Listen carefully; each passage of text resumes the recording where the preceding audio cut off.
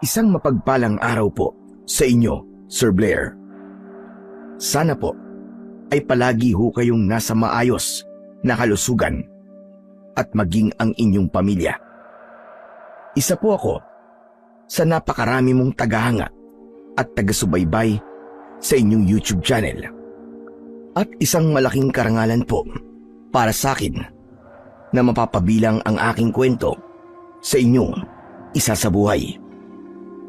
Meron po tayong kasabihan na hindi natin dapat husgahan ang isang tao base sa panlabas nitong anyo at sa katayuan nito sa buhay.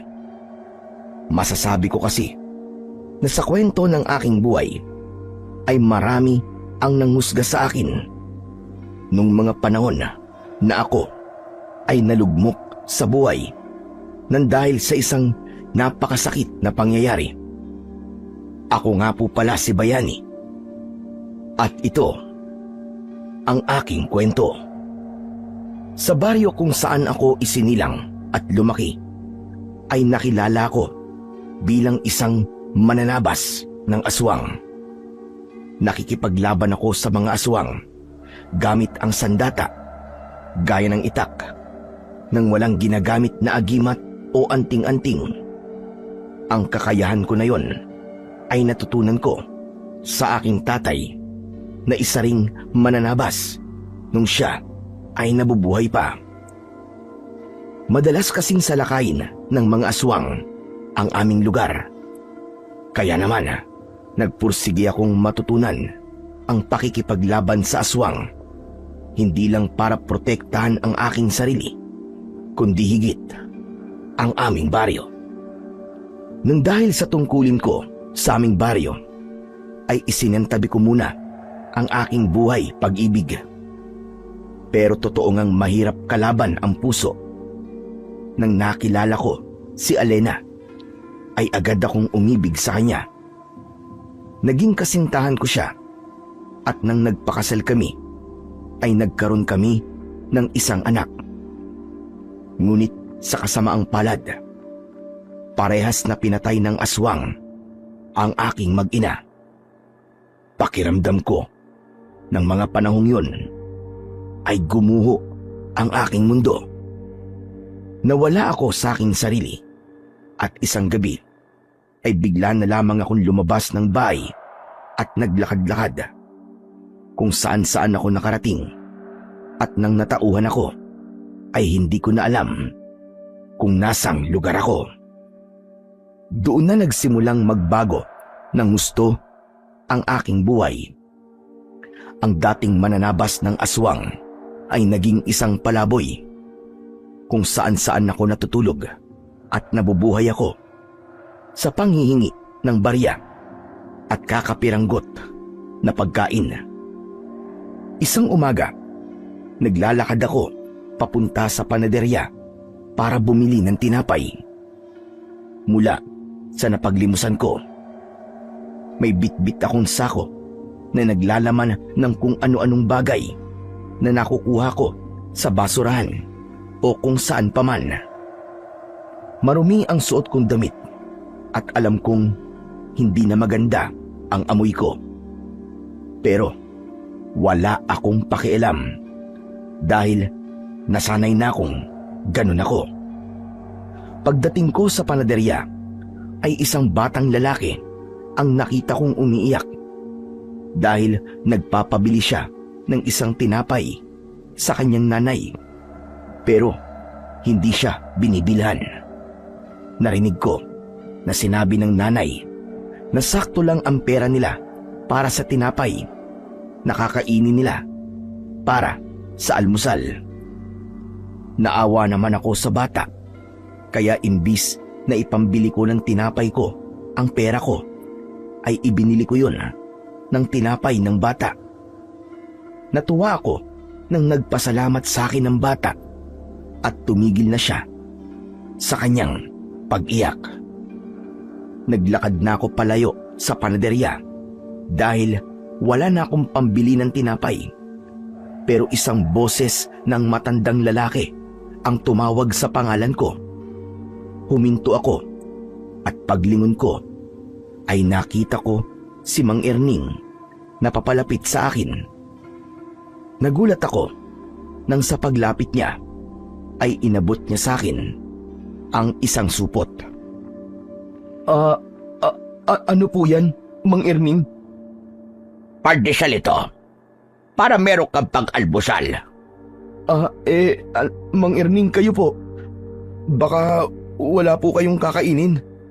Meron. Ito nga oh. At may isang supot pa ako ng pandesal dito. Nakita ko kasi na ibinili mo yung bata ng tinapay na gusto niya. Naawa po kasi ako sa kanya eh.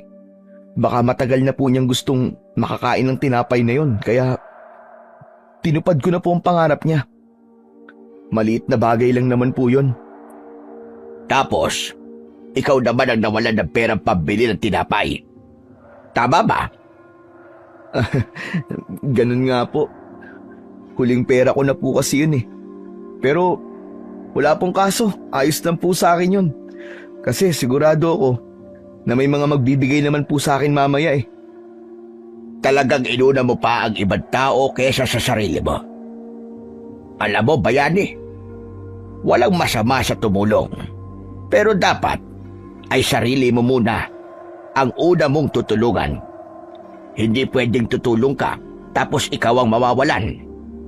Hindi pagiging makasarili kung iniisip mo muna ang iyong sarili bago ang ibang tao paminsan-minsan.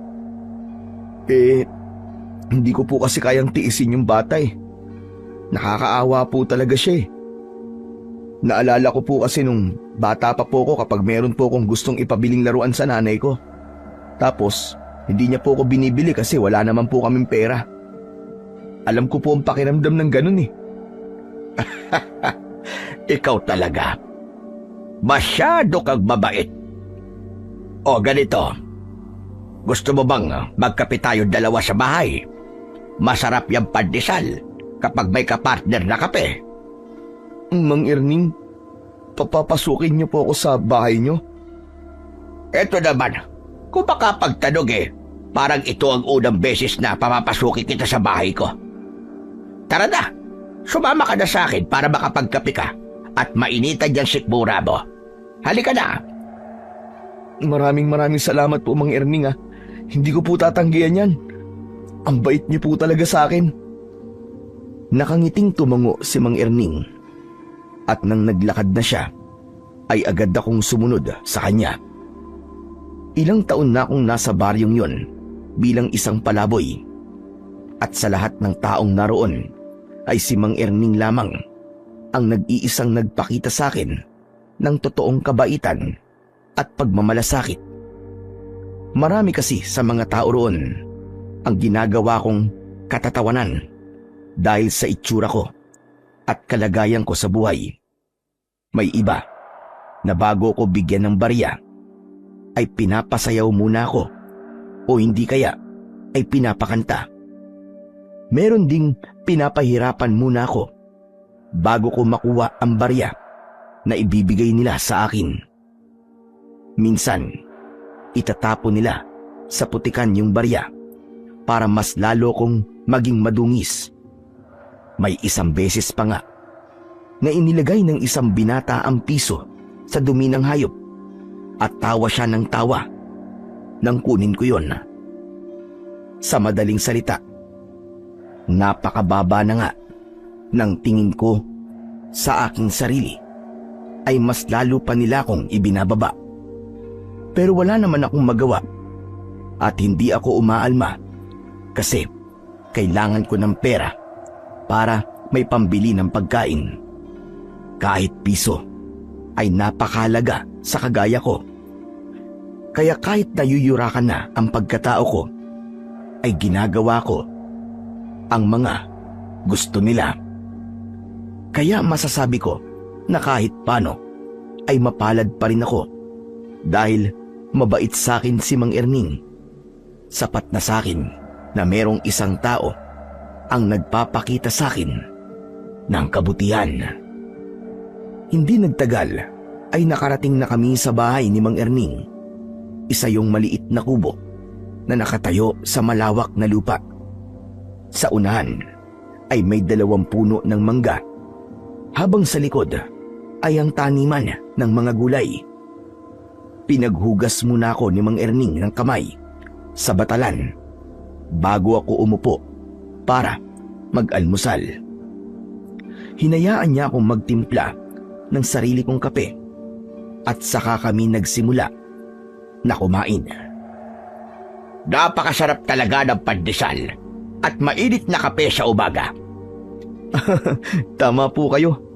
Pero mas masarap po ito kung may palaman na pritong itlog. Gusto mo ba bumili ako ng itlog para meron tayong palaman? Nako, wag na po. Hindi naman po ako naghahanap ng pritong itlog eh. Nasabi ko lang po yon. Nakakahiya na po kung bibili pa po kayo. Hayaan mo at sa susunod ay magpiprito na ako ng itlog. Ay, oo nga pala. Pwede ba akong magtanong sa'yo? Pwede naman po. Ano po bang itatanong nyo? Gaano ka na ba katagal na palaboy? Naku, hindi ko na po matandaan eh. Pero matagal-tagal na rin po.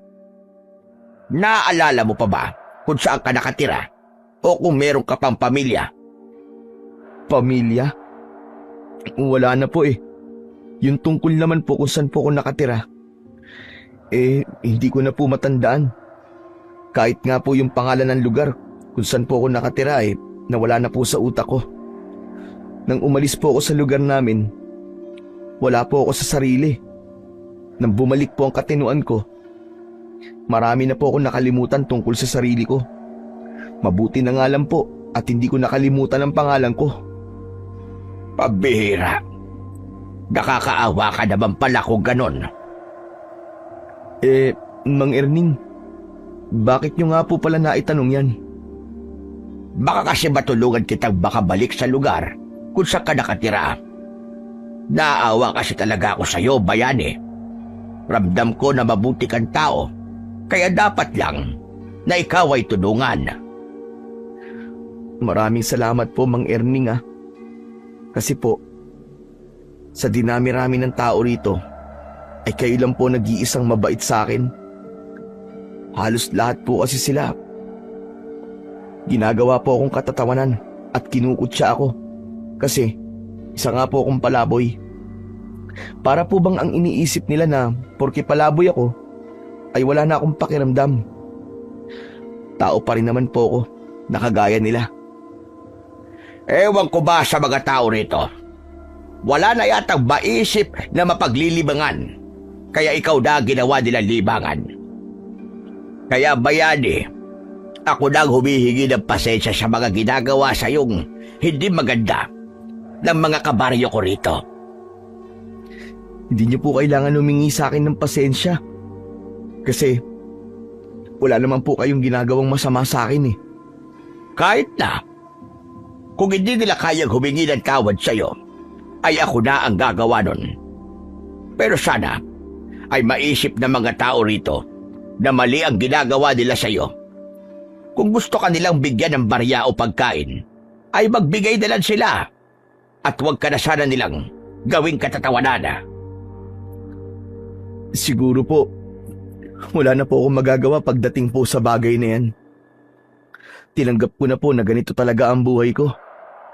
Hanggang sa mamatay na ako. Huwag ka magsalita ng ganyan. Maniwala ka, may plano ang Diyos sa iyo. Lalo na kung wala ka namang inaargabyadong ibang tao at wala kang ginagawang masama. Teka, nagdadasal ka ba palagi, bayani? Oo naman po. Bago po ako matulog sa gabi, nagdadasal po ako. Mabuti yan. Huwag kang makakalimot sa Panginoong Diyos. Teka, matanong ko lang. Natatandaan mo pa ba ang buhay mo noon sa lugar kung saan ka nakatira? Ano po eh? Hindi na rin po eh. Ay, nako. Mahirap pala talaga ang kalagayan mo. Mukhang mahihirapan talaga tayong alamin kung saan ka nakatira. Napailing na lamang si Mang Erning sa mga nalaman niya tungkol sa akin. Habang ako naman ay isinawsaw ang pandesal sa kape, saka ko yun kinain. Hindi totoo na wala akong natatandaan sa buhay ko dati. Ang totoo, malinaw pa sa aking alaala ang maraming beses na pakikipaglaban ko sa mga aswang. Naaalala ko pa rin ang mga gabing nagbabantay ako sa aming baryo kapag merong gumagalang aswang para masiguro ko ang kaligtasan ng lahat. Ngunit mas pinili kong wag nang sabihin yun kay Mang Erning dahil baka isipin niya na gumagawa lang ako ng kwento o hindi naman kaya ay may maluwag na tornilyo na sa aking ulo. Para sa akin, tapos na ang parting yun ng buhay ko at kailangan ko na yung kalimutan. Matapos naming mag-almusal ay nagpaalam na ako kay Mang Erning. Pero pinigilan niya akong umalis kagad dahil aniya ay meron siyang ibibigay sa akin. Isang plastik na may laman na mga damit ang inabot niya sa akin. O hayan, mga lumang damit ko ang mga yan. Hindi pa sira ang mga yan ha. Maayos pa ang iba dyan. Hindi ko na galang na isusuot, kaya mas mabuting mapakinabangan mo na lang. Maraming salamat po, Mang Erning. Itong suot na damit ko na lang po kasi ang meron po ako.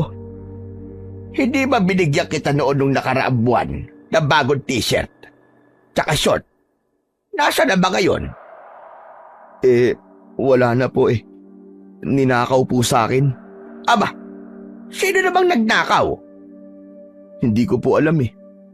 Natutulog po kasi ako noon tapos nasa tabi ko po yung binigay niyong bagong damit tsaka short.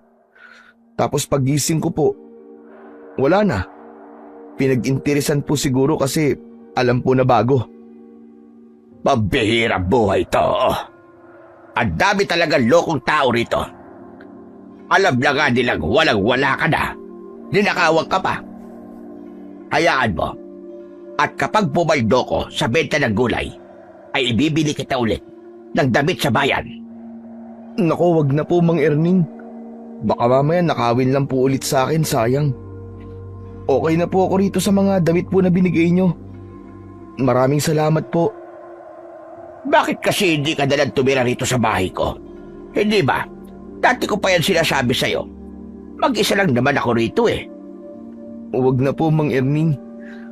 Mas gusto ko po na mabuhay ng walang inaasahan. Saka, sanay naman na po ako sa labas eh. At hindi ko na po kailangan ng bahay. Ay, dako. Ikaw ang bahalang bata ka. Basta, kung sakaling magbago ang isip mo, ay sabihin mo lang kagad sa akin. Bukas ang bahay ko para sa'yo. Maraming salamat po ulit sa inyo, Mang Erning. Sige po, aalis na po ako. Matapos kong magpaalam kay Mang Erning, ay lumabas na ako ng bahay niya. Habang naglalakad, ay binuksan ko ang plastik at napangiti ako dahil medyo marami ang nakalagay dong damit. Kahit luma na ang mga yon, ay malaking tulong pa rin yun sa akin, lalo na't isang damit na lang ang meron ako. Napakabait talaga ni Mang Erning. Sana ay dumami pa ang mga taong kagaya niya. Mabuti na lang at binigyan niya ako ng mga damit. Dahil nakatutok ang mga mata ko sa mga damit, ay hindi ko napansin ang taong kasalubong ko. Nagulat ako nang bumangga ako sa taong yon. Nabitiwan ko ang plastik at nanlaki ang mga mata ko nang malaman ko na si Donato ang taong nabangga ko. Si Donato ay isang binata na tanod sa baryong yon. Matangkad siya at malaki ang katawan. Brusko ang itsura niya dahil na rin siguro sa makapal niyang bigote. Takot ako sa kanya dahil may isang beses na binugbog niya ako noon. Nahulog kasi ang wallet niya habang naglalakad siya. Pinulot ko yun at sakto naman na lumingon siya. Inakala niya na ninakaw ko yun sa kanya at doon niya na ako binugbog. Simula noon ay naging mainit na ang dugo ni Donato sa akin. Talagang dumikit ka pa sa akin, ha? Ang baho-baho mo. Kakaligo ko pa naman. Pasensya ka na, Donato. Hindi kasi ako tumitingin sa dinadaanan ko eh. Sa tingin mo ba, may magagawa pa yung pasensya mo? Dumikit na yung balat mo sa akin eh. Kadiri! Ang aga-aga, sinisira mo ang umaga ko. Sorry na talaga, Donato. Hindi ko talaga sinasadya. Yumuko ako para kunin ang plastic, pero bago ko pa yun makuha, ay inunahan na ako ni Donato. Tinignan niya ang laman ng plastic. Saan mo naman kinuha mga damit na ito, ha? Binigay sa akin ni Mang Erning. Mga pinaglumaang damit niya yan na hindi niya na ginagamit. Binigay ba talaga sa'yo? O baka naman ninakaw mo? Hindi ko yan ninakaw. Kahit kausapin mo pa si Mang Erning siya ang makakapagsabi na binigay niya talaga sa akin yan. Hindi ako naniniwala sa'yo. Magnanakaw ka naman talaga, di ba?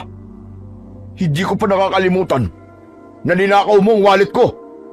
Hindi ko ninakaw yun. Nahulog yun sa bulsa mo, Donato. Nagkataon lang na ako nasa likod mo kaya ako nakapulot. Ibabalik ko naman talaga sa iyo yun pero nag-isip ka lang kagad sa akin ng masama. Bakit parang sa pananalita mo ako pa may kasalanan, ha? Saka sa itsura mong yan, mukha ka talagang magnanakaw Hindi porke palaboy ay magnanakaw na kagad. Maraming ang nakaupo sa gobyerno na maayos ang suot pero ninanakaw ang kaban ng bayan. Ang dami mo pa sinasabi. Sumama ka na nga lang sa akin sa barangay hall. At bakit naman ako sasama sa doon? Kasi nga, nagnakaw ka. Sinabi lang hindi ko ninakaw ang mga yan Bigay sa akin yan ni Mang Erning. Hindi ako naniniwala sa'yo. Ang dapat sa'yo, ikinukulong. Bayani, Donato, sandali lang. Ano ba nangyayari rito? Para akong nakakita ng anghel nang biglang dumating si Mang Erning. Tumayo siya sa tabi ko at sa kanya kinausap si Donato. Ano na naman ba ito, Donato? Bakit pinagtitripan mo na naman yata si Bayani? Yan palaboy kasi yan Nagnakaw. At ano naman ang ninakaw niya? Ito mga damit. Hindi yan ninakaw ni Bayani. Ako ang nagbigay niyan sa kanya. Akin ang mga yan. Marahas na inagaw ni Mang Erning ang plastic kay Donato at sa kanya yon ibinalik sa akin. Ikaw, sa susunod na, Donato, magtatanong ka muna. Hindi yung inaakusahan mo kagad yung tao nang hindi maganda. Saka nabalitaan mo na nagnakaw ito si Bayani para masabi mo na magnanakaw siya. Yun lang naman po ang ikinakabuhay ng mga palaboy na kagaya niya, di ba? Ang magnakaw. Saka bakit mo palagi ipinagtatanggol yan? Abogado ka ba niya? Dahil mali ang ginagawa mo. Alam kong mainit ang dugo mo kay Bayani. Pero kung kikilalanin mo siya, ay malalaman mo na mabuti siyang tao. Wala akong interes na kilalanin ang taong kagaya niya. Pwes, ikaw ang lumayo sa kanya. Huwag mong pinapairal yung laki ng katawan mo. Dahil alam kong ampaw naman ang laman ng utak mo. Hindi ko gusto ang tabas ng dila mo, matanda ka, ha? Agad kong nalaman ang gagawin ni Donato nang ikayom niya ang kanyang kamao. Nang akmang susuntukin ni Donato si Mang Erning, ay mabilis kong isinangga ang kamay ko. Malakas na tumama ang suntok ni Donato sa palad ko. Nagulat si Donato sa bilis ng galaw ko. Nang itulak ko siya, ay napaatras siya ng ilang hakbang. Sumugod siya para suntukin ako, pero madali ko siyang naiwasan. Muntik pa siyang mawala na ng balanse. Galit na humarap si Donato sa akin. Akmang susugod na naman siya, pero mabilis na pumagitna sa amin si Mang Erning. Tama na, Donato! Sumusobra ka na! Akala niyo ba ay kaya niyo ako? Kahit pagtulungan niyo pa akong dalawa, ay wala kayong panama sa akin! Ayos lang nasaktan mo ko. Pero kung pati si Mang Erning na matanda na, ipapatulan mo, ibang usapan na yon. Wala akong pakialam, kahit matanda pa yan. Hindi ka ba talaga titigil, ha, Donato? O baka gusto mong isumbong ko na kay Kapitan ang mga kalokohang ginagawa mo para matanggal ka na sa mga tanod dito. Tila natakot si Donato sa sinabi sa kanya ni Mang Erning. Hindi agad siya nakapagsalita, bagamat nanatili ang galit sa kanyang muka. Magkasunod kaming dinuro ni Donato. Hindi pa ako tapos sa inyong dalawa. May araw din kayo. Hihintayin ko ang araw na yon, Donato. Umuusok ang ilong sa galit na umalis si Donato at doon lang ako nakahinga ng maluwag. Humarap ako kay Mang Erning at tinignan ko siya nang may kasamang pag-aalala sa kanyang muka. Ayos lang po ba kayo, Mang Erning? Hindi po ba kayo nasaktan? Ayos lang ako, wag mo kong intindihin. Saka bakit ako masasaktan? Eh di nga tumama sa akin yung suntok ni Donato dahil sinalo mo. Ayoko po kasing nakakakita ng matandang sinasaktan.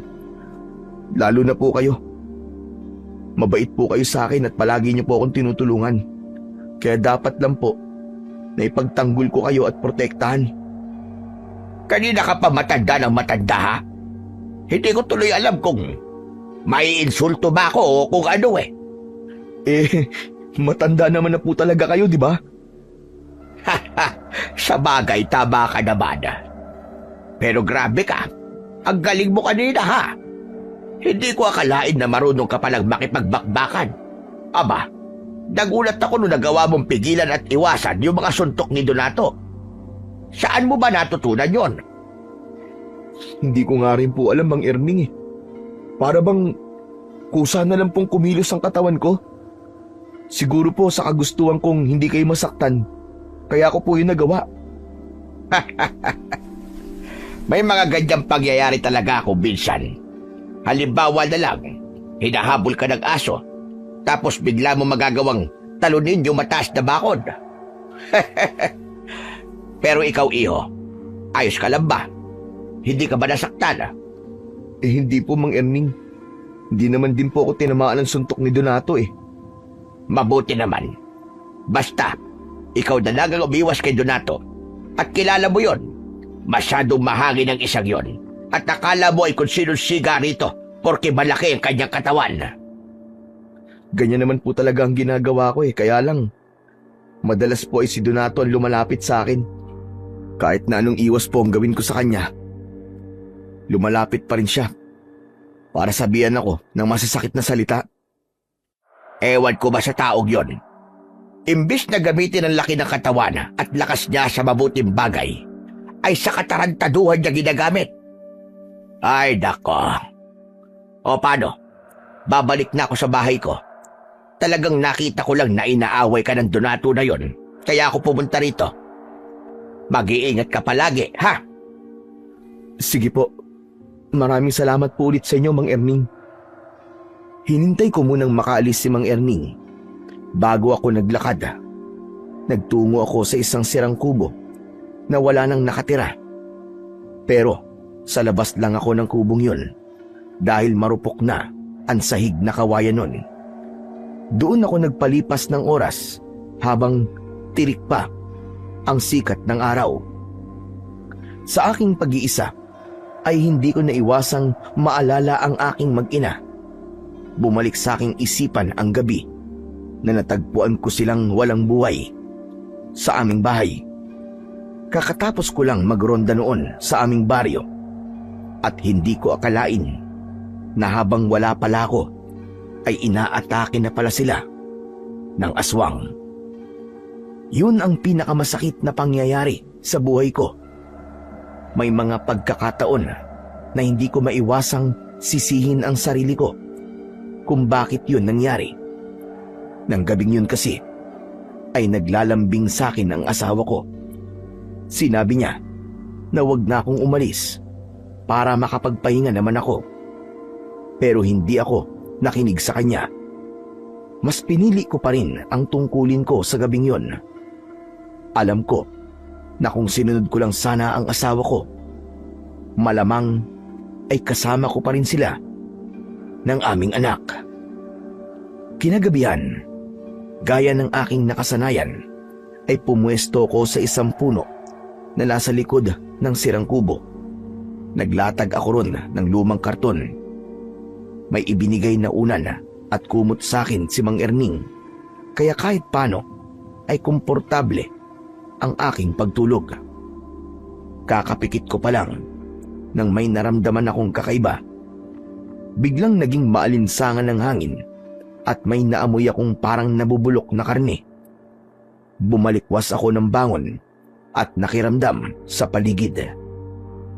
Tahimik ang gabi ng mga sandaling yon. Wala akong naririnig kundi ang huni ng mga kuliglig at ang manakanakang pagtahol ng mga aso sa malayo. Muli akong nahiga. Inisip ko na nagkamali lang ako ng pakiramdam. Sa tagal ko na kasing nakikipaglaban noon sa mga aswang, ay malakas ang pakiramdam ko kapag may aswang sa paligid o sa malapit. At ang mga naramdaman ko ng sandaling yon ay isang malinaw na senyales na merong aswang sa kung saan. Ngunit inisip ko na nagkamali lang ako dahil sa tagal ko sa baryong yun, kahit isang aswang ay wala pa akong nakikita. Hindi yun gaya sa baryo namin na halos isang beses sa isang linggo ay merong aswang na umaatake. Nang sumunod na araw, pagkagising ko ay iniligpit ko ang aking hinihigaan. Itinago ko sa sirang kubo ang mga gamit ko. Binilang ko ang mga barya na napalimusan ko nung nakaraang araw. Napangiti ako dahil sapat yun para makabili ako ng ilang piraso ng tinapay. Habang naglalakad ako papunta sa panaderya, ay napansin ko na maraming tao sa harapan ng isang bahay. Isang ambulansya ang naroon at may isinakay doon na taong nakahiga sa stretcher. Nakita ko si Mang Erning sa kumpul ng mga taong nakikiusyoso, kaya lumapit ako sa kanya para magtanong. Mang Erning, ano po nangyari? Patay po ba yung isinakay sa ambulansya? Oo, bayani. Si Celia. Ha? Ano po nangyari sa kanya? Ang sabi ng anak niya ay isang manananggal daw ang umatake sa kanila kagabi. Pinuntirya si Celia kasi nga buntis siya. Nakakaawa nga kasi pati walang kamalay-malay na sanggol ay nadamay. Manananggal? Isang aswang? Ganun na nga, bayani. Teka, bakit parang hindi ka rin makapaniwala? Sa bagay, kahit ako ay hindi makapaniwala na merong sasalakay na manananggal dito. Sa tagal ko na naninirahan dito sa baryong ito, gayon lang ito nangyari. Natigilan ako sa narinig ko. Doon ko napagtanto na hindi ako nagkamali sa naramdaman ko kagabi na merong aswang. Bigla akong nakaramdam ng pagsisisi dahil kung pinakinggan ko lang sana ang naramdaman ko kagabi, ay baka nagawa kong iligtas si Celia at ang magiging anak niya. Ganun pa man, sinabi ko sa sarili ko na matagal ko nang tinalikuran ang pagiging mananabas, kaya wala nang dahilan pa para balikan ko pa ang dati kong ginagawa. Pinilit kong kumbinsihin ang sarili ko na wag na akong makialam sa problema ng baryong yon sa manananggal dahil mas gusto ko na ang tahimik na buhay. Buong araw na pinag-usapan sa buong baryo ang nangyari kay Celia at ang pagsalakay ng manananggal. Marami ang natakot habang meron din namang iba na hindi naniwala. Sa mga sumunod na araw ay may ilang nagsabi na nakita nila ang manananggal. Doon na ako kinabahan dahil may kutob ako na kung walang kikilos ay paniguradong merong susunod na magiging biktima ang manananggal. Pero alam ko na walang maglalakas ng loob para labanan ang manananggal dahil walang kahit isang tao roon na may kakayahan na makipaglaban sa ganung uri ng nilalang. Tanging ako lang ang may eksperyensya pagdating sa ganung bagay. Kaya kahit ayoko nang balikan ang ginagawa ko noon, ay nagdesisyon akong labanan na ang manananggal bago pa siya muling may mabiktima. Ayokong magsisi dahil wala akong ginawa kahit meron naman akong kakayahang tumulong. Kaya isang hapon ay kumuha ako ng kawayan. Gamit ang patalim ay matyaga kong nilagyan ng patulis ang dulo ng kawayan. Habang ginagawa ko yon sa likod ng sirang kubo, ay bigla namang dumating si Mang Erning. Meron siyang dalang plastic container na halatang pagkain ang laman. Mang Erning, nakakagulat naman po kayo. Kayo lang po pala. Akala ko po kung sino na eh. Nagluto kasi ako ng ginataang langka. Dinalhan kita para hindi ka na mamroblema sa hapunan mo. May kanin na rin itong kasama. Naku, maraming salamat po. Nag-abala pa po kayo. Pero sakto po ang dating nyo kasi sa totoo lang po iniisip ko nga na matutulog na lang po ako ng gutom mamaya kasi wala po ako napagpalimusan sa maghapon eh. At tamang-tama pala na naisipan kong dalhan ka ng pagkain. Ano pala yung ginagawa mo? Bakit parang gumagawa ka yata ng sibat? Tama po kayo, sibat nga po ito. Para saan ba yan? Hindi po ba merong manananggal na gumagala rito sa gabi? Baka bigla po akong atakihin eh.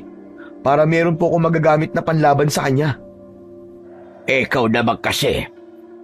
Bakit pa hindi ka na lamang pumayag na tumira ka doon sa bahay ko? Mas ligtas ka ron kaysa dito ka natutulog sa labas. Huwag na po, Mang Erning. Sanay naman na po ako sa ganitong buhay. Huwag po kayo mag-alala kasi kaya ko naman po ang sarili ko. Ay nako, ikaw ang bahala. Pero grabe talaga yung ginawa ng manananggal na yun kay Celia.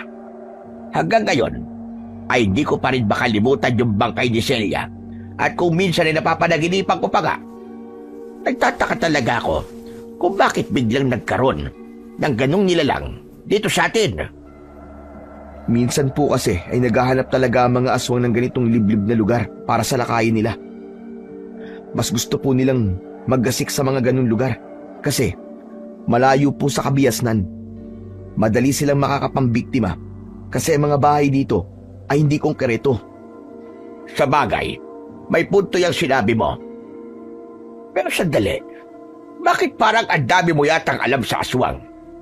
Teka, aba, baka naman aswang ka at hindi ka lamang nagsasabi. Di kung aswang po ako, sana nung dumating po ako rito ay nagsimula ng pagkamatay ng mga tao rito nang dahil sa aswang.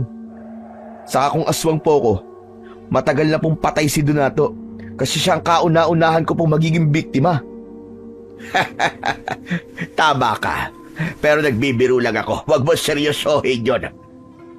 Pero Bayani, bakit nga parang ang dami mong alam tungkol sa aswang? Parang sigurado ka sa mga sinasabi mo eh. Ano lang po yun? Base lang po sa mga narinig ko nun sa sinasabi po ng mga matatanda sa lugar namin.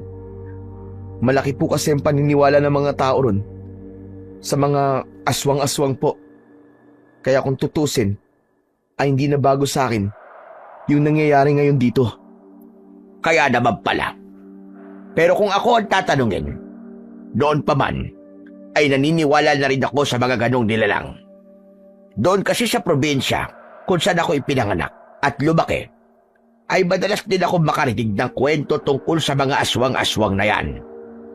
Pero kung itatanong mo, kung nakakita na ako ng aswang sa personal, ay hindi pa.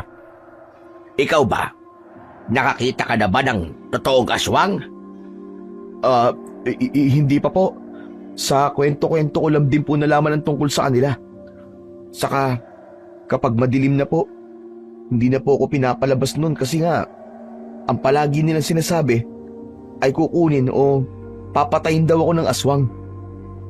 Nako, Napapahaba na pala ang kwentuhan natin dalawa.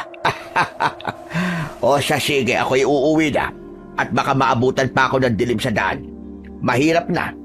Baka ako pa ang sunod na mapatay ng pesting manananggal na yon. O sige na, bayani. Sige po. Mag-iingat po kayo, Mang Erning. Salamat po dito sa dala nyo. Walang anuman. Pero ikaw ang dapat na mag-ingat. Dahil ikaw ang natutulog dito sa labas. Kaya ko po ang sarili ko, Mang Erning. Sigurado ka ba na ayaw mo sa bahay ko muna tumuloy? Kahit habang hindi pa tayo sigurado. Kung hindi nasasala kayo manananggal. Ayos na po ako dito. Huwag po kayo mag-alala sa akin. O siya, ikaw ang bahala. Pero kung sakaling atakihin ka ng manananggal, ay tumakbo ka kagad sa bahay ko, ha? O sige na, aalis na ako. Ngumiti ako kay Mang Erning bago siya umalis. Nang wala na siya, ay ipinagpatuloy ko ang aking ginagawa. Sa tingin ko naman, ay hindi nakahalata si Mang Erning na malawak ang kaalaman ko sa mga aswang at may kasanayan ako sa pakikipaglaban sa ganung uri ng nilalang. Pero may naramdaman pa rin akong konting sundot ng konsensya dahil kinailangan kong magsinungaling kay Mang Erning. Pagsapit ng gabi ay hindi muna ako natulog. Nakaupo lang ako sa ilalim ng puno habang mahigpit kong hawak ang kawayan na ginawa kong sibat. Nakikiramdam ako sa paligid para kung sakaling dumating ang manananggal ay agad kong malalaman. Wala na akong pagdadalawang isip kung dapat ko bang labanan ng aswang. Buo na ang loob ko na paslangin ang nilalang na yon para hindi na siya makapangbiktima pa. Maya-maya ay naging maalinsangan ang paligid. May narinig akong huni ng ibon sa malayo na sinabayan ng tunog ng pagaspas ng pakpak. Hindi nagtagal ay nawala ang ingay na yon, pero ramdam kong malapit lang sa kinaroroonan ko ang aswang na manananggal. Napapitlag ako nang may pumatak na malagkit na likido sa braso ko. Marahan akong tumingala at nanlaki ang mga mata ko nang malaman kong nakadapo sa itaas ng puno ang manananggal. Malakas ang paghinga niya at nanlilisik ang kanyang mga mata habang nakatingin sa akin. Ang pumatak na likido sa braso ko ay malinaw na laway ng manananggal. Hindi ako nagpakita ng takot. Pakiramdam ko ay hindi ako matagal na hindi nakipaglaban sa mga ganong klase ng nilalang. Mabilis na nabuhay ang dugong mananabas ng aswang sa aking ugat. Tumayo ako at mahigpit kong hinawakan ang aking sibat. Diablong buang ka! Hindi ako natatakot sa'yo! Kayang-kaya kitang patayin! Kaya kung gusto mo bang mabuhay, ay umalis ka na rito! At huwag ka nang babalik dito kahit kailan! Tila mas lalong nagalit ang manananggal sa sinabi ko. Lumipad siya pa itaas at nagpaikot-ikot siya sa itaas ko. Hindi nagtagal ay lumipad siya patungo sa dulong bahagi ng baryo. Sinundan ko ang manananggal. Hindi ko inalis ang tingin ko sa kanya dahil hindi siya maaaring mawala sa aking paningin. Desidido na akong patayin siya sa gabing yon. Pagdating ko sa masukal na bahagi ng baryo, ay hindi ko maintindihan kung bakit biglang nawala ang manananggal. Tumingin ako sa paligid, pero hindi ko alam kung saan siya nagpunta. Anak ng teteng, sa kaya nagpunta ang manananggal na yun. Pero nararamdaman ko pa rin siya, kaya sigurado ako nasa paligid lang siya. Tumigil ako sa paghahanap sa kinaroroonan ng manananggal. Pumikit ako at mas nilakasan ko ang aking pakiramdam. Mas naging matalas ang aking pandinig. At lahat ng kaluskos sa paligid ko ay naririnig ko. Isa yon sa mga taktika ko kapag nagtatago ang kalaban kong aswang. Ibinukas ko ang mga mata ko nang naramdaman ko kung nasaan ang manananggal. Agad akong pumaling sa kaliwa at malakas kong pinakawalan ang dala kong sibat. Hindi ako nagkamali dahil mula sa direksyon na yon ay pasugod na sa akin ang manananggal. Bumaon ng sibat sa dibdib ng manananggal. Bumagsak siya sa lupa at para siyang bolang nagpagulong-gulong. Hindi ko na siya binigyan ng pagkakataon na makalipad ulit. Tumakbo ko papunta sa kanya at hinugot ko ang sibat at buong lakas ko yung itinarak sa gitna ng kanyang noo. Umawang ang bibig ng manananggal at nanlaki ang kanyang mga mata. Nalagutan siya ng hininga habang nakadilat ang kanyang mga mata na parabang hindi siya makapaniwala sa mabilis na kamatayan na sinapit niya sa akin.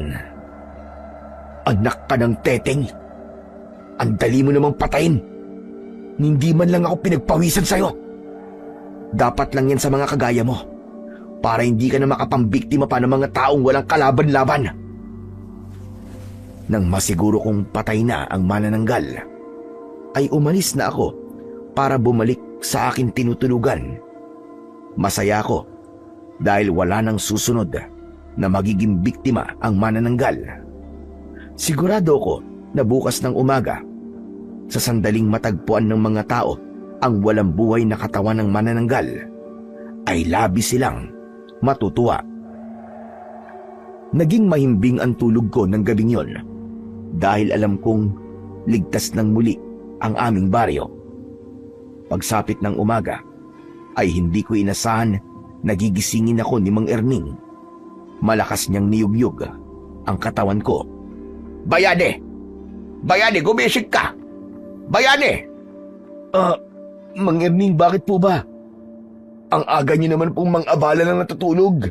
Inaantok pa po ako eh. Umamin ka nga sa akin. Ikaw ba ang pumatay sa manananggal? Ho? Ano po? Patay na po yung manananggal? Huwag ka na magmamaang-maangang pa. May hinala ako na ikaw ang pumatay sa manananggal na yon. Natagpuan ang katawan niya sa kasukalan at may nakatusok na sibat na gawa sa kawayan sa noo niya. Eh di magandang balita po yan. Kung patay na po pala yung manananggal, ibig sabihin, wala na po siya magiging susunod na biktima. Bakit hindi mo sinasagot ang tanong ko sa'yo? Eh ano po ba yung tinatanong nyo? Pasensya na po, kagigising ko lang eh. Medyo hindi pa po ako makapag-isip ng maayos. Uulitin ko. Ikaw ba ang pumatay sa manananggal? Hindi po ako. Paano ako po ang papatay sa kanya eh? Magdamag po ako natutulog dito. Saka ano naman pong alam ko sa pagpatay sa ganong klase ng nilalang. Kung hindi ikaw ang pumatay sa manananggal, bakit ang sandata na ginamit para patayin siya ay yung sibat na gawa sa kawayan? Hindi ba nakita kita kahapon na gumagawa ka ng ganong sandata? Hindi agad ako nakapagsalita sa sinabing yun ni Mang Erning. Pakiramdam ko ay malalaman niya na kung sino talaga ako at kung ano ang kaya kong gawin. Pero wala akong balak na malaman ng kahit na sino na isa kong mananabas ng aswang. Kaya agad akong nag-isip ng paraan para maalis sa isip ni Mang Erning na ako ang pumatay sa manananggal. Bakit hindi ka makapagsalita? Ha? Dahil ba sa tama ako sa aking hinala? Bayane, wala kang dapat ikatakot kung ikaw ang pumatay sa manananggal. Isang aswang ang pinatay mo. Isang aswang na pumatay sa isang buntis at sa dinadala niya sa gol. Kaya nararapat lang sa kanya ang ginawa mong yon. Sana nga po ako talaga ang pumatay sa manananggal. Pero hindi po ako ang pumatay sa manananggal. Nagsasabi po ako ng totoo sa inyo. Paano mo ipapaliwanag yung sibat na gawa sa kawayan na siyang ginamit ng kung sino man para patayin yung manananggal? Sige nga. Hindi lang naman po siguro akong gumawa ng ganun sandata eh. Tsaka syempre, alam po ng lahat na may manananggal dito kaya marami po ang gagawa ng sibat para gamitin po na panlaban sa manananggal. Para meron silang sandata, di po ba? Nagsasabi ka ba ng totoo? Oo naman po, Mang Erning. Hindi ko po kaya magsinungaling sa inyo. Maniwala po kayo sa akin. Kung ganun, sige nga. Nasa na? Nasa na sibat na ginawa mo? Ipakita mo sa akin yun ngayon. Ha? Ano po wala na po dito eh. Paano wala na? Nasaan yun? Saan napunta? Ano po kasi, yung pinanggatong ko po kagabi. Tama, pinanggatong ko. Malamig po kasi kagabi kaya gumawa po ako ng apoy mula sa kahoy ng kawayan. Tignan nyo nga po, nandyan pa po yung bakas ng mga kahoy at kawayan na sinunog ko. Itinuro ko kay Mang Erning ang bakas ng pinagsunugan ko ng mga kahoy malapit sa akin. Pero ang totoo ay matagal na yon. Kahit paano ay nakahinga ko ng maluwag dahil tumangu-tangu siya. Isang indikasyon na naniwala siya sa sinabi ko. Sige. Sa ngayon ay maniniwala ako sa mga sinasabi mo. At sana nga ay hindi ka nagsisinungaling dahil wala kang dapat na ikatakot kung ikaw man ang totoong pumatay sa manananggal. Marami pa nga ang matutuwa sa'yo kapag nagkataon. Hindi ko po kaya magsinungaling sa inyo, Mang Erning. Napakabait niyo po sa akin para magsinungaling po ako sa inyo. Sa gitna ng aming pag-uusap, ay narinig namin ang mga taong nagmamadaling naglalakad patungo sa kinaroroonan ng katawan ng manananggal. Naulinagan namin, nakilala na nila kung sino ang pumatay sa manananggal. At dahil doon, ay nagkatinginan kami ni Mang Erning. Sabay kaming umalis para puntahan ang kinaroroonan ng manananggal. Pagdating namin doon, ay sumalubong sa amin ang maraming tao, pero isang tao lamang ang nakakuha ng aking atensyon. Walang iba, kundi si Donato. Mayabang siyang nakatayo sa tabi ng manananggal. Nakatapak ang isa niyang paa sa ibabaw ng dibdib ng manananggal, habang ang isa niyang kamay ay hawak ang sibat na nakatusok pa rin sa noo ng aswang. Aba, si Donato ba ang nakapatay sa manananggal? Mukhang ganun na nga po. Pasensya na kayo kung di ko kagad sinabi sa inyo na kumikilos ako para paslangin ang manananggal na ito. Ayoko kasi na mangako ko, tapos hindi ko rin naman pala magagawa. Naisip ko na mas maganda kung kikilos ako nang walang nakakaalam. At kapag nagtagumpay na ako, ay saka ko na lang ipapaalam sa inyo lahat. Tama ang narinig nyo. Ako nga ang pumatay sa manananggal na ito. Kaya simula sa araw na ito, ay hindi nyo na kailangan matakot pa. Makakabalik na tayong lahat sa normal nating mga buhay. Malakas na nagpalakpakan ang mga tao dahil sa labis na tuwa matapos magsalita ni Donato. Marami ang pumuri sa kanya at nakita ko ang yabang sa kanyang muka. Maraming salamat sa mga papuri ninyo. Pero kailangan ko muna magpahinga. Hindi naging madali ang pakikipaglaban ko sa manananggal. Kaya hayaan niyo akong makabawi ng lakas. Kapag nakapagpahinga na ako, ay sasagutin ko ang lahat ng mga tanong nyo. Sa ngayon ay uuwi na muna ako sa bahay ko at sana, bigyan nyo ako ng ilang araw na pagpapahinga.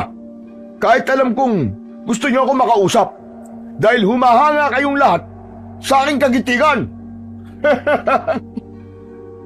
Nakangising kumaway si Donato sa mga tao bago siya naglakad palayo.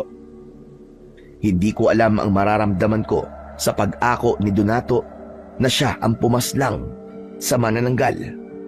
Kahit nakilala ko na mayabang siya, ay hindi ko naisip na kaya niyang akuin ang isang bagay na alam naman niya sa kanyang sarili na hindi naman siya ang gumawa. Ngunit ganun pa man, inisip ko ang magandang naidulot nun sa akin at yun ay ang hindi na magdududa pa si Mang Erning. na hindi ako nagsasabi ng totoo sa kanya. Isa pa, ayoko rin talagang may makaalam na isa akong mananabas ng aswang dahil panigurado na kung sakaling may mga aswang pa na sasalakay sa baring yun, ay ako na palagi ang aasahan nila. Ayoko na ng ganong responsibilidad, lalo na't yun ang naging dahilan ng pagkamatay ng aking asawa at anak. Nang dahil sa mga aswang na pinatay ko, ay pinuntirya ng ibang aswang ang aking mga mahal sa buhay para makaganti sila sa akin.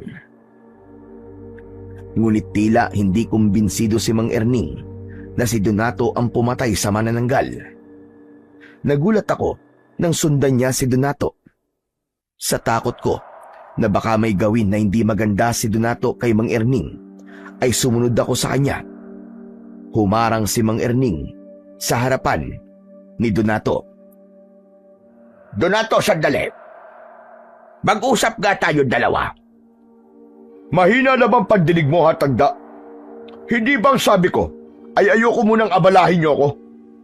Hindi mo ba kayang pagbigyan ng hiling ko kapalit ng pagpatay ko sa manananggal? Ang sabi ko, kailangan ko ng pahinga. Sigurado ka bang ikaw ang pumatay sa manananggal? O isa lang ito sa mga kasinungalingan mo? Magpasalamat ka dahil magandang mood ko ngayong umaga. Dahil kung hindi, kanina pa dumugo yung nguso mo dahil sa sinabi mo sa akin. At talaga nakuha mo pa akong pagdudahan, ha? Kaysa magpasalamat ka sa kabayanihan ginawa ko. Saka lang ako magpapasalamat sa'yo kapag nasiguro ko na ikaw nga talaga ang pumatay sa manananggal. Malinaw na wala kang ebidensya na ikaw nga ang may gawa nun. Ang pinanghahawakan mo lamang ay ang mga salita mo. Kahit sino ay pwedeng gawin yon. Kahit ako ay kaya kong sabihin na ako ang pumatay sa manananggal. Walas, teka. Natawa naman ako sa sinasabi mo, tanda. Sa tingin mo ba ay merong maniniwala sa'yo kapag sinabi mong ikaw ang pumatay sa manananggal? Sa tanda mong yan, paniguradong marupok na mga buto mo. At talagang nagdududa ka pa sa kakayahan ko, ha? Hindi mo ba nakikita ang laki ng braso ko at ang laki ng katawan ko? Kaya nga ngayon, ay pwede kitang ibalibag dyan sa kinatatayuan mo. Donato, huwag mo namang sasaktan si Mang Erning. Matanda na siya. Eh, yung matanda na yan eh. Kung naiinggit kasi siya sa akin, dahil maraming humahanga sa akin, eh manahimik na lang siya. Baka atakihin pa siya sa puso sa sobrang inggit niya. Baka yung pang ikamatay niya. Napakabastos talaga ng bunganga mo. Kaya hindi ako naniniwala na magpapakabayani ka para sa aming lahat. Hindi ikaw ang klase ng tao na handang isugal ang sarili para lamang sa iba. Hindi wag kang maniwala. Wala akong pakialam. Basta ako, alam ko kung ano ang totoo. Kaya ikaw, mamatay ka sa inggit at galit mo sa akin. Tumabi na nga kayong dalawa. Baka hindi pa ako makapagtimpi. Sipain ko kayong dalawa eh. Hinawakan ko sa braso si Mang Erning at binulungan ko siya na tama na. Alam kong napilitan lang siya nang hilahin ko siya palayo kay Mang Donato. Mayabang kaming tinignan ni Donato bago siya naglakad palayo. Hindi ko pa rin binitiwan si Mang Erning dahil baka biglang sundan na naman niya si Donato. Saka ko lang pinakawalan ang braso niya nang nawala na si Donato sa aming paningin. Napakayabang talaga ng Donato na yon. Akala mo ay kung sinong malakas. Ha! Kahit malaki ang katawan niya, ay ampaw naman ang utak niya. Eh, bakit niyo naman po kasi ginawa yun, Mang Erning? Tignan niyo po, mas lalo tuloy na galit si Donato sa inyo. Baka gumanti po yun sa inyo. Eh, di gumanti siya. Sa tingin ba niya ay natatakot ako sa kanya? Ha! Nek-nek niya. Kung ang iba ay nagagawa niya sindakin, ibahin niya ako. Hindi ako takot sa kanya. Tama na po yan, Mang Erning. Baka magkatotoo yung sinabi ni Donato. Eh, baka bigla po kayong atakihin sa puso dahil sa sobrang galit nyo. Wala akong sakit sa puso, kaya malabo mangyari ang sinasabi mong yan. Hindi talaga ako naniniwala na ang lalaking yon ang pumatay sa manananggal. May ibang taong gumawa nun, pero ayaw lang niyang magsalita. Kung ano man ang dahilan ng taong yon, ay yun ang hindi ko pa alam sa ngayon. Pero gagawa ako ng paraan para malaman kung sino talaga ang pumatay sa manananggal, para mabigyan siya ng papuri na nararapat para sa kanya. Hindi na lang ako nagsalita dahil baka makahalata pa si Mang Erning na ako talaga ang pumaslang sa manananggal. Para sa akin ay hindi ko na kailangan pa ng papuri. Sapat na sa akin na alam kong ligtas na ang baryong yun at wala nang mamamatay nang dahil sa isang manananggal. Sa mga lumipas na araw ay muling naging kampante ang mga tao sa baryo. Masaya ang lahat dahil wala na ang manananggal at hindi na nasundan ang naging una nung biktima. Tila naging sikat naman si Donato dahil sa pag-aakala ng mga tao na siya nga ang pumatay sa manananggal. Marami ang humanga sa kanya at marami ang nais marinig ang kwento niya kung paano niya napaslang ang aswang. Nanatiling tikom ang bibig ko at mas pinili kong wag nang isiwalat ang katotohanan. Masaya na rin ako sa nangyari dahil makakapamuhay na kaming muli ng tahimik at payapa. Isang tanghali ay nasa bahay ako ni Mang Erning. Pinuntahan niya ako kanina at sinabi niya na nagluto siya ng adobong baboy at nais niya na pagsaluhan namin yon. Sa gitna ng aming pagkain ay nagulat kami nang isang babae ang biglang pumasok sa bahay ni Mang Erning. May bag na nakasukbit sa kanyang likod. Nagliwanag ang mukha ng babae nang nakita niya si Mang Erning. Lumapit siya kay Mang Erning at mahigpit niyang niyakap ang matanda. Lolo! Lolo, namiss ko po kayo! Olivia, anong ginagawa mo rito? Ginulat mo naman ako sa pagdating mo. Siyempre, binibisita ko po kayo. Nag-resign na po ako sa trabaho. Kaya naisipan ko pong dalawin kayo habang nagpapahinga po ako. Baka isipin nyo na nakalimutan ka na namin. Nasurpresa naman ako sa pagdating mo, iha.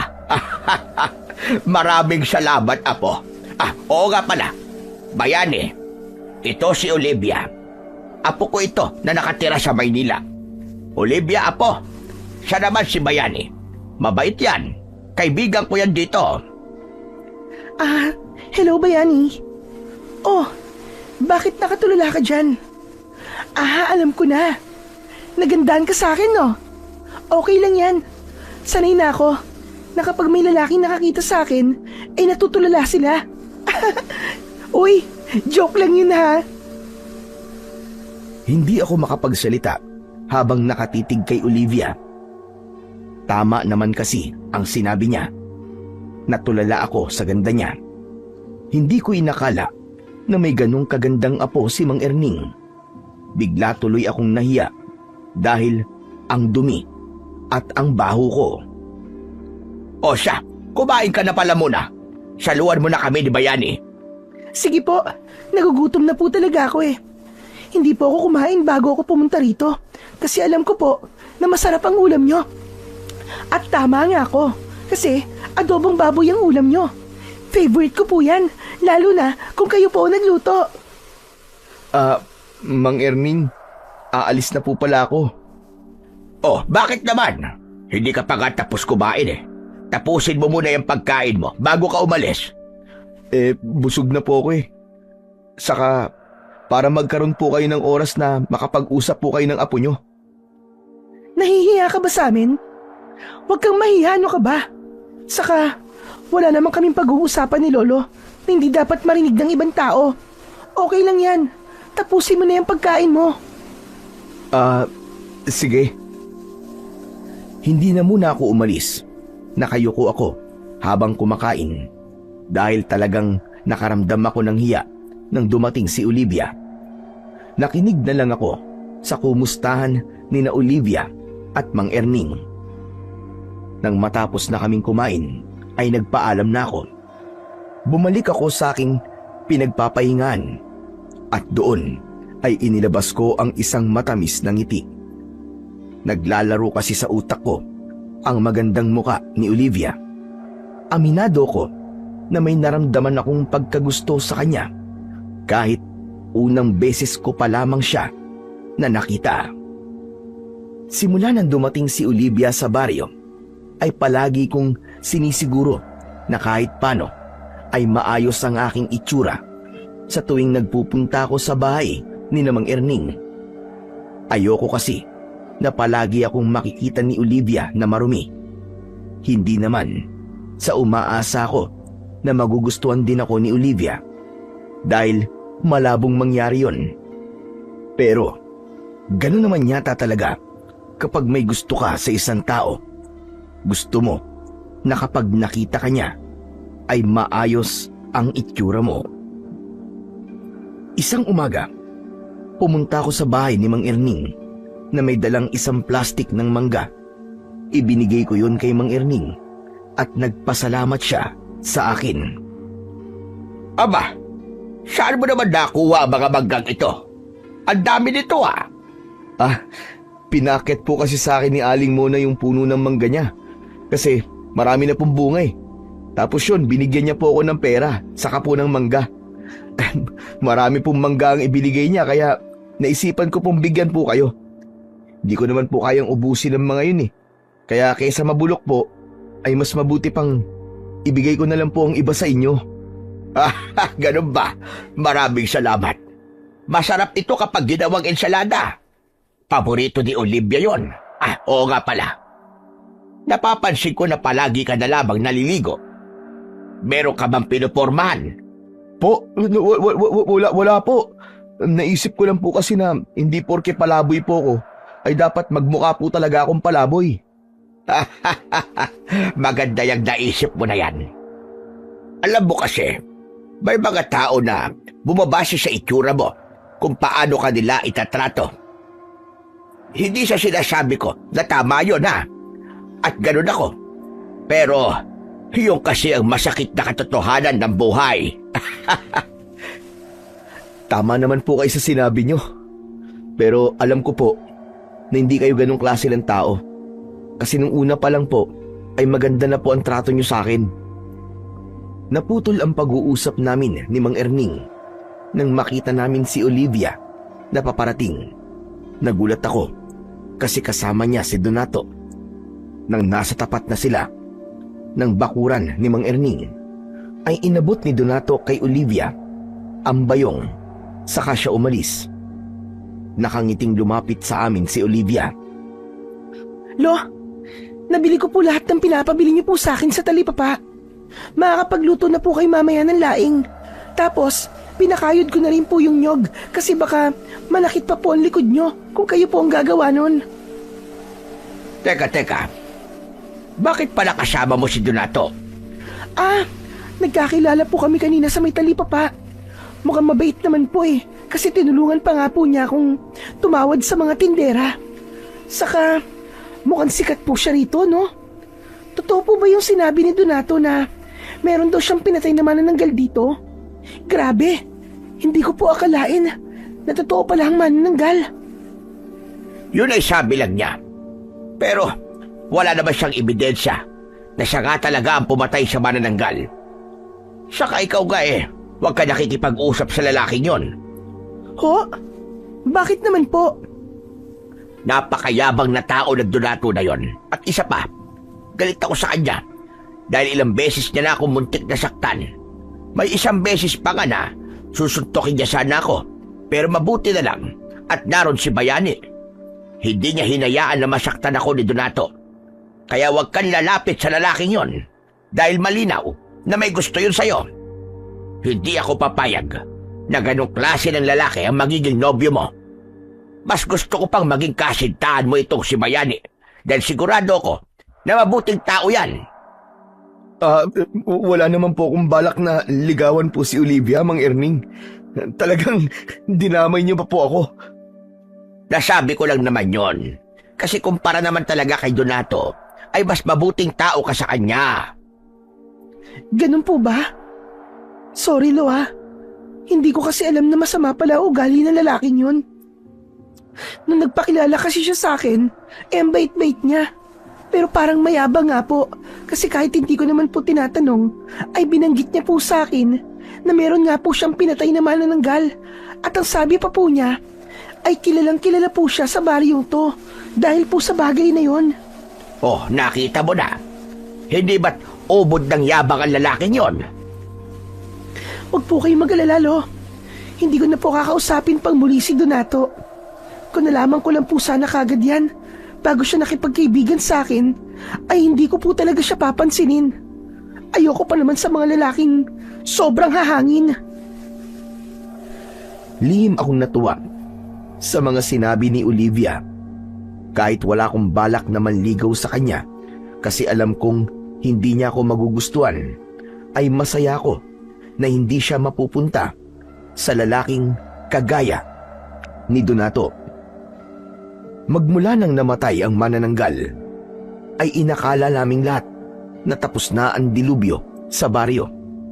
Pero dumating ang mga araw na halos tuwing umaga ay may natatagpo ang patay na alagang baboy, gaya na lamang ng kambing, baboy at kalabaw. Muling bumalik ang pagkabahala ng mga tao, kaya nagkaroon ng pagtitipon sa plaza. Ay doon ay nagsalita sa harapan ng lahat si Donato. Isa ko sa pumunta roon kasama sina Olivia at Mang Erning. Alam ko nababahala na naman kayo dahil sa posibilidad na meron na naman panibagong aswang ang naririto sa ating baryo. Alam ko rin na wala kayong ibang inaasahan na lumaban sa aswang na yon kundi ako lamang. Huwag kayong mag-alala dahil gaya ng ginawa kong pagpatay sa manananggal ay gagawin ko ang lahat para patayin ang aswang na dahilan ng pagkamatay ng mga alaga niyong hayop. Napakaswerte ng baryo natin dahil meron tayong kagaya ko na matapang, malakas at walang takot na harapin ang lahat ng nilalang na sumisira sa ating kapayapaan. Tignan mo, Apo. Hindi ba totoo sinabi ko na napakayabang ng Donato na yan? Kaya nga po, Lolo. Sabihin na nating malaki po ang naitutulong niya sa mga tao. Pero hindi dapat siya magsalita ng ganyan na para bang sa kanya nakadepende ang lahat ng buhay na nandito. Isa pa, malakas ang kutob ko na hindi talaga siya ang pumatay doon sa manananggal. May ibang gumawa ng bagay na yon. Pero dahil wala nagsalita, ay inako na ni Donato na siya ang pumatay sa manananggal. Pero kung hindi po si Donato ang pumatay sa manananggal, sino naman po kaya? Si Bayani. Hindi po akong pumatay sa manananggal. Ang ibig ko sabihin ay baka meron kang hinala kung sino ang totoong pumatay sa manananggal. Hindi ko naman sinabi na ikaw ang gumawa nun. Wala po akong maisip eh. Pero kung sinasabi po ni Donato na siya, siguro, maniwala na lang po tayo sa kanya para wala ng gulo. Basta.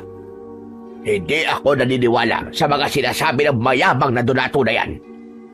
Puro kayabangan lang naman at hangin ang laman ng utak niyan eh.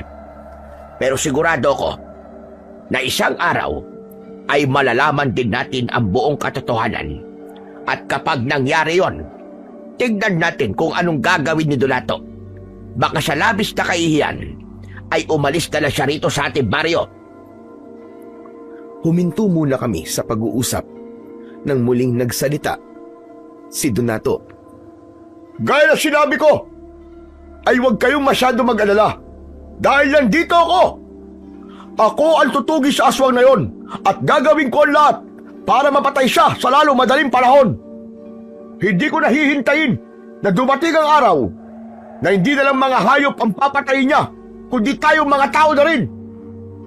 Ako ang tagapagligtas dun lahat, sa aswang at sa iba pang nilalang na magiging banta sa inyong mga buhay. Hindi ko kayo pababayaan. Dahil alam kong tanging ako lamang ang may kakayahan na protektahan kayong lahat. Malakas na nagpalakpakan ang mga tao para kay Donato na para bang napakasaya nila sa mga sinabi nito.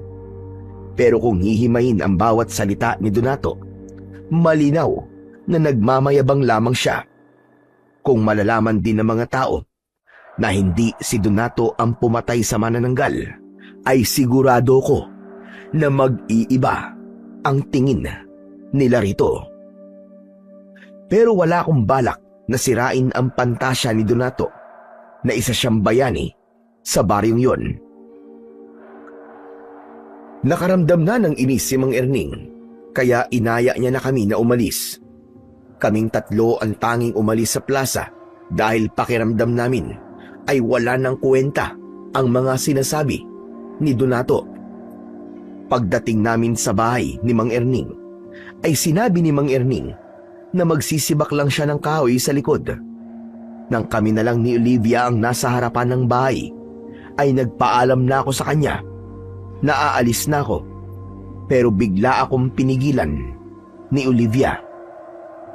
Teka, sandali lang bayani. Huwag ka munang umalis. Maiinip kasi ako nito kasi wala na akong makakausap. Busy kasi si Lolo. Gusto mo kong makausap? Ganun na nga. Kaya nga, ayokong umalis ka, di ba? Bakit? Meron ka bang gagawin? Wala naman. Ang totoo niyan tatambay lang ako sa kung saan. Saan ka tatambay? Siguro, dun sa may ilog. Tahimik kasi ron Saka, walang masyadong tao kapag ganitong oras. Alam mo, simula nang dumating ako rito, ay hindi pa ulit ako nakakapunta sa ilog na yon. Maganda pa rin ba doon? Aba, oo naman, Olivia. Malinis pa rin ang tubig doon kasi inalagaan nyo ng mga tao rito Malaki kasi ang pakinabang ng ilog na yon sa aming lahat. Di, doon na lang tayo tumambay. Sasama na lang ako sa'yo. Talaga? Gusto mo akong makasama at makausap? Oo naman. Bakit ba parang ayaw mo maniwala? Si Lolo na mismo ang nagsabi na mabait at mapagkakatiwalaan ka. Kaya tara na. Hindi ako makapaniwala na makakasama ko si Olivia sa isang lugar. Magkasama kaming nagpunta ni Olivia sa ilog. Labis ang tuwa ni Olivia nang makita niya na totoo ang sinabi ko na malinis pa rin ang ilog, at sinabi pa niya na sa susunod na araw ay gusto niyang maligo roon. Umupo siya sa malapad na bato sa tabi ng ilog. Oh, anong ginagawa mo dyan? Bakit nakatayo ka lang? Halika rito. Umupo ka rito sa tabi ko. Huwag na, nakakahiya Ang baho at saka ang dumi ko. Ano ka ba? Ayos lang yan. Umupo ka na rin dito para makapag-usap tayo ng maayos. Sige, ikaw ang bahala. Nag-aalinlangan akong umupo sa tabi ni Olivia. Hindi pa rin ako makapaniwala na napakalapit namin sa isa't isa. Grabe na talaga nangyayari dito, no? Alam mo, sa totoo lang, 3 araw lang dapat ako rito Pero, hindi ko kasi kayang iwanan si Lolo Erning nang mag-isa rito habang may aswang na sumasalakay sa lugar na to. Ang bait mo naman. Akala ko nga aalis ka na kagad nung nalaman mong may aswang na rito ngayon Hindi, no? Ayokong umalis dito tapos mag-iisip ako sa lagay ni Lolo. Pero, curious talaga ako kung sino yung totoong pumatay sa manananggal. Ang sabi kasi ni Lolo ay sigurado siyang hindi si Donato ang may gawa nun. Inako lang daw ni Donato na siya ang pumatay sa manananggal para makapagyabang siya. Kahit ako gustong malaman kung sino ang taong yun. Pero ang swerte naman ni Mang Erning kasi meron siyang apo na kagaya mo. Kung sa iba kasi, baka mas inuna nila ang sarili nilang kaligtasan. Alam mo, Bayani, mabait kasi sa amin si Lolo Erning. Saka, ang laki din ang naitulong niya sa akin nung nag-aaral pa lamang ako. Kung hindi dahil sa kanya, hindi ako makakapagtapos ng kurso ko. Hindi sana ako naging nurse ngayon. Gusto ko nga sanang kunin na si Lolo at isama sa Maynila. Pero nang sabihin ko yun sa kanya, ang sabi niya, ayaw niyang umalis dito. Pero sa tingin mo ba, kung hindi si Donato ang pumatay sa manananggal, sino kaya ang totoong pumatay doon? Hindi ko rin alam eh. Wala akong ideya pagdating sa bagay na yan. Ganun ba? Pakiramdam ko kasi, napakabait ng taong yon. Kasi paniguradong alam niya na nagsisinungaling si Donato, pero mas pinili pa rin niya na manahimik. Baka naman kasi ayaw niya ng atensyon ng mga tao. At okay na sa kanya na alam niyang ligtas ang mga tao rito. May point naman ang sinabi mo. Pero sandali nga, kung makapagsalita ka, parang alam na alam mo yung nararamdaman ng totoong pumatay sa manananggal ah. Hindi naman sa ganun. Iniisip ko kasi na kung ako yung taong yun, ay ganun na magiging rason ko kung bakit ayoko malaman ng mga tao na ako ang pumatay dun sa manananggal. Sa gitna ng pag-uusap namin ni Olivia, ay nagulat kami nang biglang dumating si Donato. Mahigpit na hinawakan ni Donato ang braso ko at hinila niya ako patayo. Sa bilis ng pangyayari ay hindi ko nagawang iwasan ang pagdapo ng kamao ni Donato sa aking muka. Napaupo ako sa lupa at agad akong nilapitan ni Olivia. Aatakihin sana ulit ako ni Donato, kaya agad na sumigaw si Olivia. Ano bang ginagawa mo? Bakit sinasaktan mo si Bayani? Ginugulo ka ba ng palaboy na yan, ha? May ginagawa ba siyang masama sa'yo? Wala siyang ginagawang masama sa akin. Ganyan ka ba talaga ha? Bigla ka na lamang nananakit? Pinoprotektahan lang kita, Olivia. Kilala ko kasi ang palaboy na yan eh. At alam kong masama ang ugali niyan. Eh ikaw, hindi mo ba kilala ang sarili mo? Kung meron mang masama ang ugali dito, malinaw na ikaw yon at hindi si Bayani. Walang taong may matinong pag-iisip na mananakit ng kapwa niya nang walang dahilan. Hoy ikaw, anong ginawa mo kay Olivia, ha? May ginamit ka bang ritual sa kanya para ipagtanggol ka niya? Wala akong alam sa sinasabi mo, Donato. Hindi na ako kailangan gamitan ng ritual ni Bayani para maging mabait ako sa kanya. Kasi alam kong mabuti siyang tao. At huwag ka rin magtaka kung bakit hindi maganda ang pakikitungo ko sa'yo. Kasi alam kong masama ang ugali mo. Bukod doon, ay napakayabang mo pa. Ako? Mayabang? Dahil ba sa mga sinabi ko kanina sa plaza? Bakit? Totoo naman lahat ng mga sinabi ko, ah. Kung ang ibang tao ay nagagawa mong lokohin, ibahin mo ko. Si Lolo at si Bayani, hindi kami naniniwala na ikaw ang pumatay sa manananggal. Nagpapatawa ka ba? Hindi ka taga rito, kaya paano mo malalaman ang kakayahan ko? Hindi ko na kailangan malaman pa ang kaya mong gawin. Sa pananalita mo kanina at sa kung paano masaktan si Bayani, ay malinaw na wala sa iyo ang katangian na may totoong malasakit sa mga tao. Kaya sana, lumitaw na kung sino talaga yung totoong pumatay sa manananggal para mapahiya ka. Alam mo, maganda ka sana eh. Ang totoo nga eh, may gusto ko sa'yo. Pero hindi ko gusto ang tabas na dila mo. Salamat sa papuri mo. Pero ganito talaga ako magsalita eh. Kapag masama ang ugali ng isang tao, masama rin ang pakikitungo ko sa kanya. Kaya huwag ka na magtaka kung bakit ganito ako magsalita sa'yo. Alam mo, kung ano ang dalawang bagay na gusto kong mangyari sa'yo, ha? Yung lumitaw na yung taong totoong pumatay sa manananggal, o hindi kaya, ay umatake yung aswang. Tapos, makikita ng mga tao na hindi mo siya kayang patayin. Para sila mismo makaalam na hindi mo kayang pumatay ng aswang at puro kayabangan lang ang nandyan sa utak mo. Pinakiramdaman ko si Donato dahil baka bigla siyang magalit at saktan niya si Olivia. Tumiim ang bagang ni Donato na para bang pinipigilan niyang sumabog ang galit niya. Hindi nagtagal ay tumalikod na siya at nagmamadaling naglakad palayo. Marahan akong tumayo at nang humarap sa akin si Olivia ay bumakas ang pag-aalala sa mukha niya. Pumutok ang labi mo. May dugo ka. Teka, may dala akong first aid kit. Umuwi muna tayo para magamot ko yung sugat mo. Sa dumi ng kamay ng Donato na yon, hindi malabong maimpeksyon yan kapag hindi nalinisan. Huwag na Olivia, ayos lang ako. Pero dapat hindi mo na sinabihan ng ganun si Donato. Baka kasi ikaw naman ang pag-initan niya ngayon. Hindi ako natatakot sa kanya, no? Saka, maganda na rin na paminsan-minsan ay sinasampal ng katotohanan ng ganong klase ng tao. Tara na. Sumama ka na sa akin sa bahay at gagamutin ko yung sugat mo. Huwag ka nang tumanggi, ha? Dahil ako magagalit sa'yo, sige ka. Wala na akong nagawa, kundi ang sumunod kay Olivia. Pagdating namin sa bahay nila, ay nagulat si Mang Erning nang makita ang dugo sa aking bibig.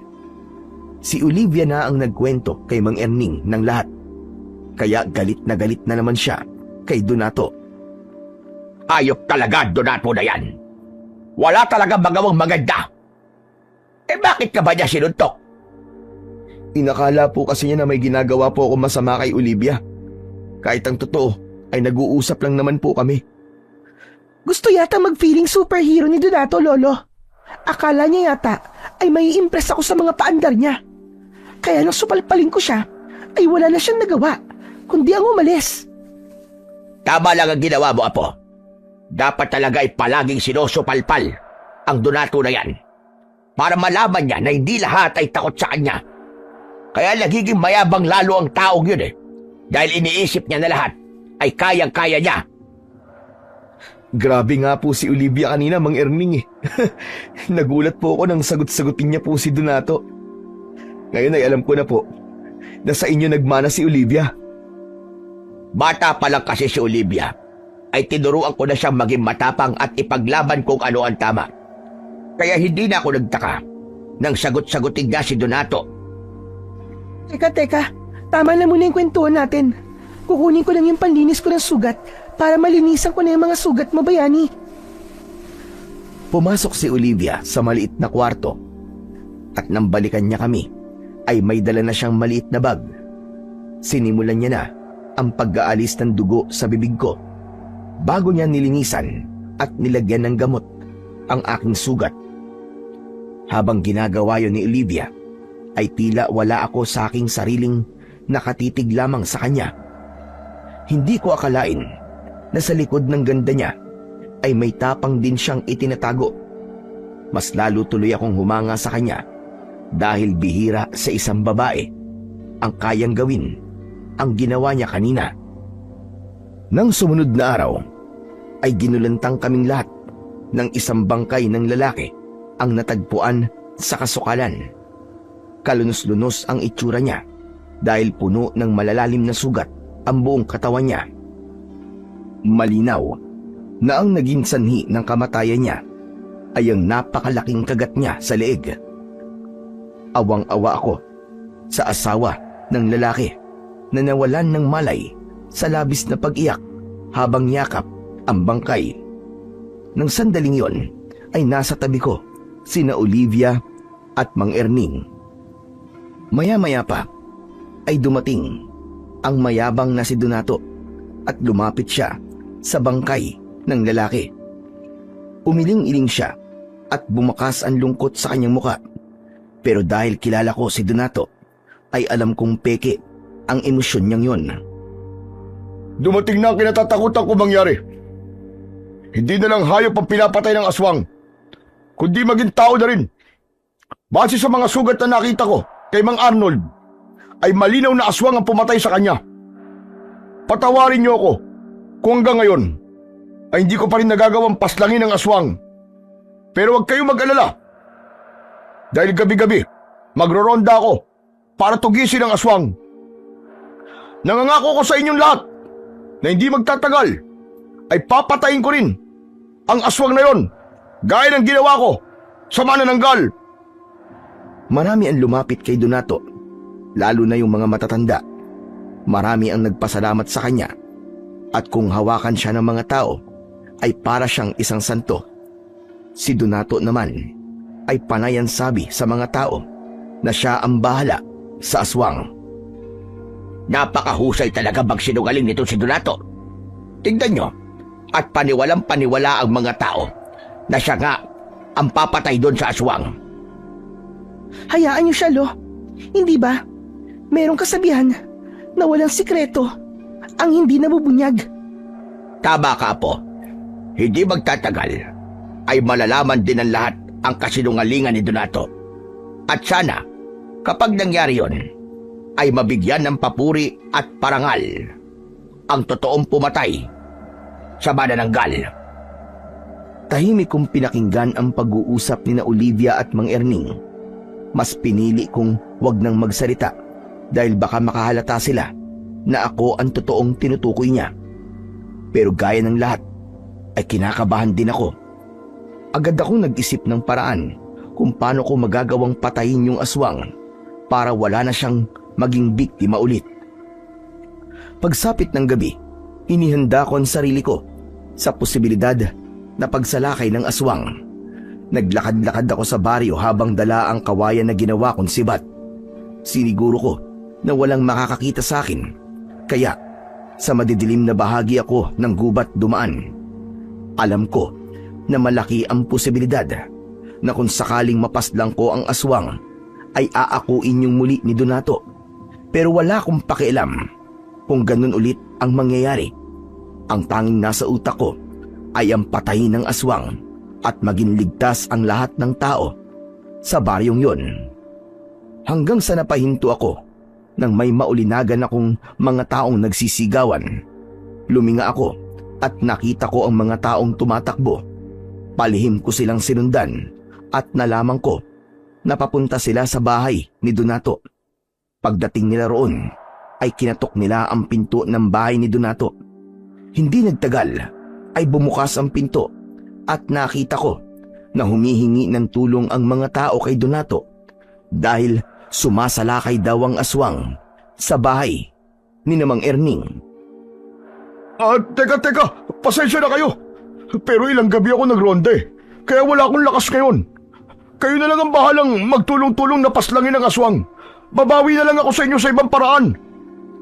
Matapos yung sabihin ni Donato, ay agad niyang isinara ang pinto. Nang malaman kong sa bahay ni Mang Erning sumasalakay ang aswang, ay walang pagdadalawang isip na tumakbo ako papunta ron. Panay ang dasal ko na sana ay hindi pa huli ang lahat at magawa ko pang iligtas si Mang Erning at Olivia. Nang makarating ako sa bahay ni Mang Erning, ay dinig na dinig ko ang pagsigaw ni Olivia sa loob. May mga taong nakasilip sa bintana ng kani-kanilang bahay at nakakapanglumo na walang kahit isa man lang ang nagtangkang tumulong kahit naririnig nila ang paghingi ng tulong ni Olivia. Mabilis akong pumasok sa bahay ni Mang Erning. Nagulantang ako nang makita ko si Mang Erning na nakahandusay sa saig. Duguan siya at may malaking sugat sa leeg.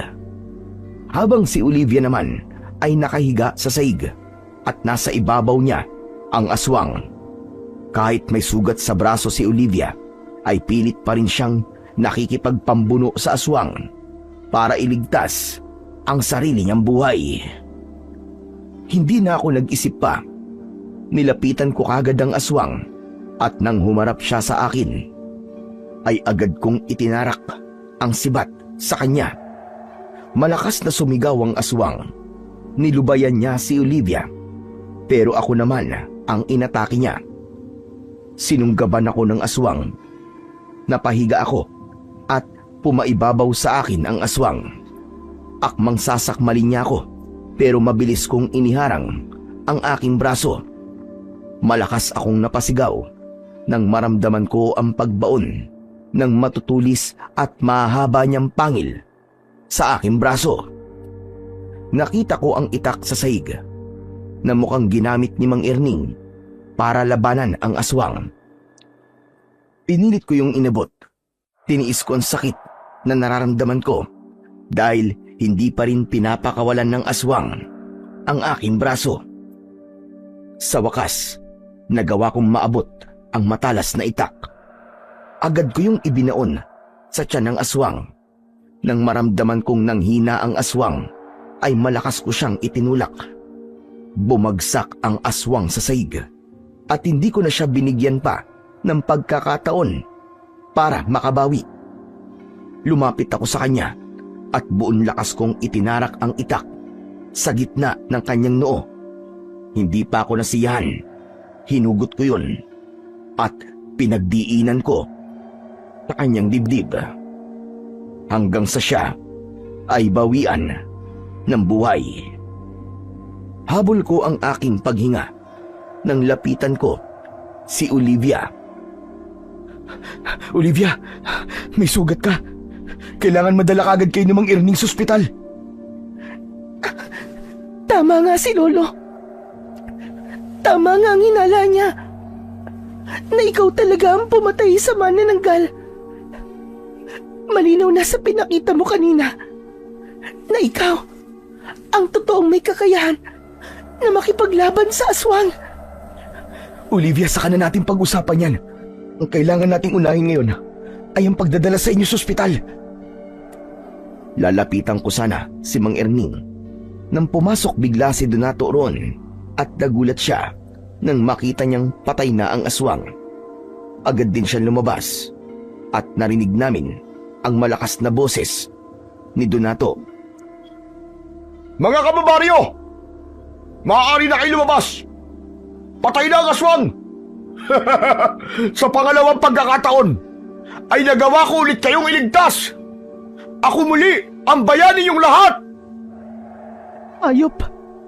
Hayop talaga. Napakasinungaling talaga ng Donato na yon. Hindi na ako papayag na maloko na naman niya ang mga tao. Kailangan malaman ng lahat ng totoo. Hayaan mo na siya, Olivia. Kailangan na muna kayo madala ni Mang Erning sa ospital. Kilala ko yan si Lolo. Masamang damo yan.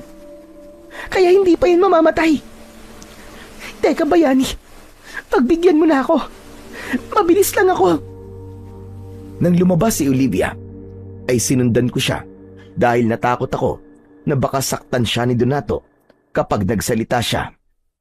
Marami ng tao sa labas. Pagkakita ni Donato kay Olivia, ay ngumiti. Si Donato, Oh, Olivia, nandito ka ba para magpasalamat sa akin? Dahil iniligtas ko kayo? Pwede ba? Tigilan mo na ang pagsisinungaling mo, Donato. Hindi ikaw ang pumatay sa aswang, kundi si Bayani. At malinaw na hindi rin ikaw ang pumatay dun sa manananggal. Dahil si Bayani rin ang gumawa nun. Kayong lahat, makinig po kayo sa sasabihin ko. Hindi si Donato ang nagligtas sa amin ni Lolo, kundi si Bayani. Si Bayani ang dapat na pinupuri nyo at binibigyan ng parangal. At hindi itong si Donato. Teka. Para sa kaalaman nyo lahat, sinasabi lang yan ni Olivia dahil sa nagtapat siya ng pagmamahal sa akin. Pero sinabi ko sa kanya na hindi siya ang babaeng tipo ko at isa pa, nakapokus ako sa pagtugis sa aswang.